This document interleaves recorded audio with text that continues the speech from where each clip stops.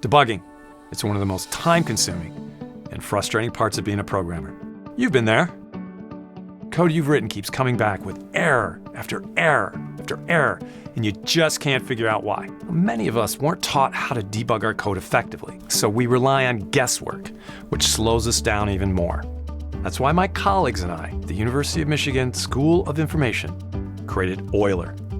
With this 5-step framework, you debug systematically instead of randomly. Our framework helps you find the actual root causes of your bugs, not just the symptoms, so your code's more reliable in the long run. So let's break it down.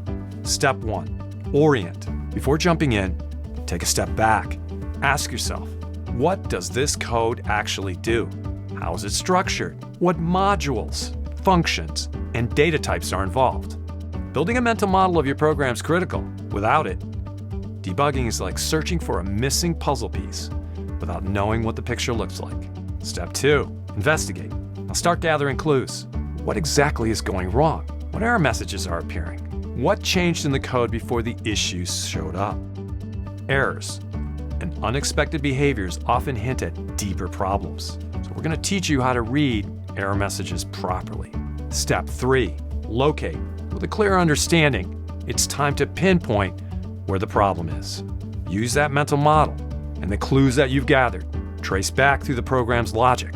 Identify the exact moment that things go off track. Finding the source of the problem is what separates a good fix from a temporary patch. Step 4, experiment. Now it's time to test a fix, but don't just start changing things at random.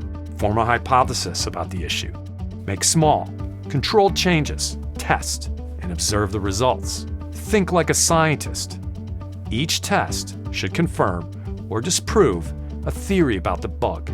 This approach saves you from creating new problems while trying to solve the original one. And then finally, step 5, reflect. You fixed the bug. Fantastic. Before moving on, take a minute to learn from it. What caused the issue? How'd you find and fix it? How can you avoid similar problems in the future? That's why we recommend that you maintain a bug book. It's a simple log of bugs, causes, and fixes. Over time, this document will become a powerful debugging resource that helps you spot patterns and solve problems faster. And that's OILER. It's a systematic, repeatable debugging process that helps you work smarter, not harder. If you want to master debugging and take your programming skills to the next level, enroll in our open online course series, Data-Oriented Python Programming and Debugging, on Michigan Online.